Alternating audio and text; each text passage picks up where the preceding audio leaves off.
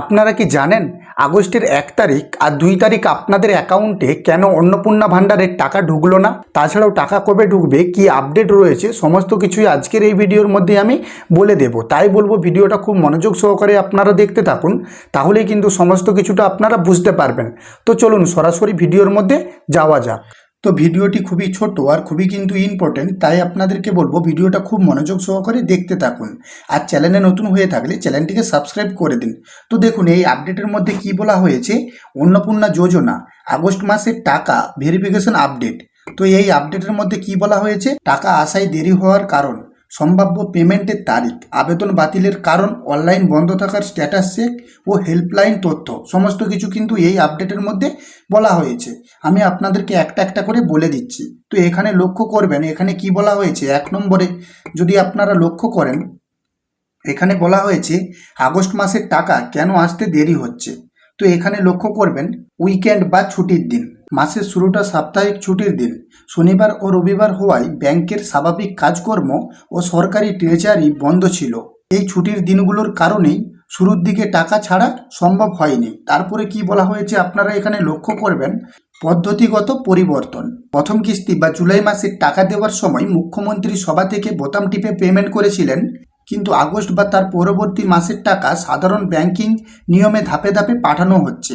তারপরে কি বলা হয়েছে আপনারা এখানে লক্ষ্য করবেন, কড়া ভেরিফিকেশন। এখানে কি বলা হয়েছে, প্রথম মাসে তাড়াহুড়ো করে টাকা দেওয়ায় কিছু অযোগ্য ব্যক্তির কাছেও টাকা পৌঁছে গিয়েছিল। তাই এই মাসে সরকার সমস্ত আবেদন ও নিখুঁতভাবে যাচাই করে তবেই টাকা ছাড়ছে। তারপরে কি বলা হয়েছে আমি আপনাদেরকে দেখিয়ে দিচ্ছি, কবে নাগাদ টাকা ঢুকবে এবং কারা আগে পাবেন। দেখতেই পাচ্ছেন এখানে কিন্তু সেটাই লেখা রয়েছে।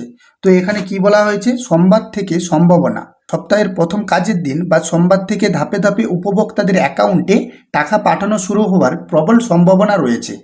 তারপরে কি বলা হয়েছে, 7 তারিখের লক্ষ্যমাত্রা। মুখ্যমন্ত্রী ঘোষণা করেছেন যে আগস্টের প্রথম সপ্তাহের 7 তারিখের মধ্যে প্রায় 1 কোটি মহিলার অ্যাকাউন্টে টাকা পৌঁছে দেওয়ার লক্ষ্য নেওয়া হয়েছে।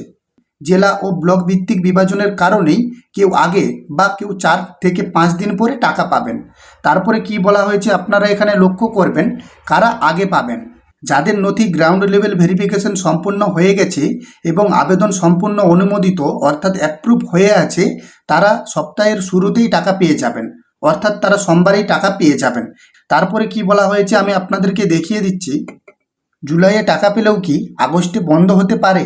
তো এখানে আপনারা লক্ষ্য করবেন এবার পুনর্যাচাইকরণ, রিভেরিফিকেশন। হ্যাঁ, বন্ধ হতে পারে। জুলাই মাসে টাকা পেয়েছেন এমন উপভোক্তাদের তথ্য সরকার পুনরায় যাচাই করছে।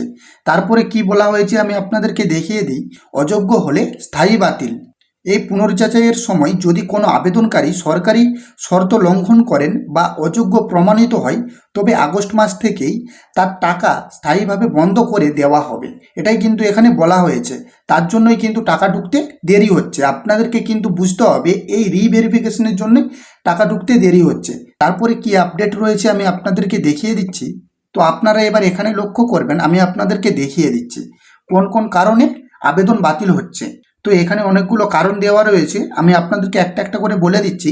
সরকারি চাকরি বা পেনশন, পরিবারে কেউ স্থায়ী সরকারি চাকরি করলে বা সরকারি পেনশন পেয়ে থাকলে তাহলে কিন্তু বাতিল হয়ে যাচ্ছে। তারপরে কি বলা হয়েছে, আয়কর ও অতিরিক্ত আয়, পরিবারের বার্ষিক আয় নির্ধারিত সীমার বেশি হলে বা কেউ আয়কর অর্থাৎ ইনকাম ট্যাক্স প্রদান করলে তাহলে কিন্তু বাতিল হয়ে যাচ্ছে।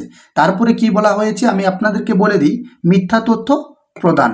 তো দেখতেই পাচ্ছেন আবেদনপত্রে ইচ্ছে করে কোনো মিথ্যা বা ভুল তথ্য দিলে, মানে আবেদনপত্রে যদি আপনারা ইচ্ছা করে কোনো ভুল তথ্য দিয়ে থাকেন তাহলে কিন্তু বাতিল হয়ে যাবে।